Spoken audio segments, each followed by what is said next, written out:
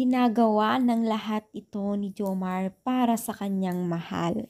So, ano nga ba ito? So, bago natin ipagpatuloy ang ating pagsa for today's video, kung bago ka pa lang sa aking channel, please subscribe, like, and pakit na rin po natin guys ang notification bell upang ma-update po tayo tuwing ako pinag-upload patungkol sa Team Kalingap. And especially, please support po natin ang buong Team Kalingap, lalong-lalo na po kila Kalingap Rab at Kuya Bal.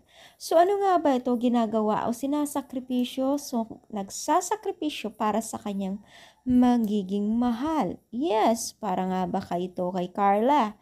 So, maraming nakakapansin, no? Sumasama itong si Jomar sa Team Kalingap na nagbabody fit na kung saan po ay talagang nakitaan po natin na malaking pagbabago sa katawan ni Jomar. So, maraming ang katanungan at halos sunod-sunod at pare-parehas po ang katanungan na ito ay para kanino nga daw ba ito?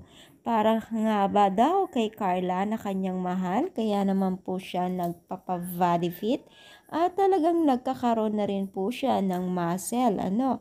So, kung mapapansin po natin ay talagang malimit na po ang pag-gym po ng buong Team Kalingap, lalo-lalo na po sa kalalakihan.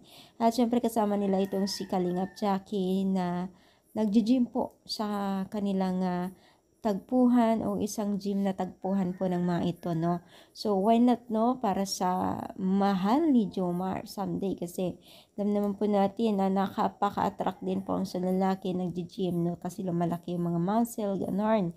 Diba ho? Tama po ba ako? So, ano yung masasabi ko rin po ba sang-ayon sa ating paksa for today's video? Comment down, palike po ang ating video.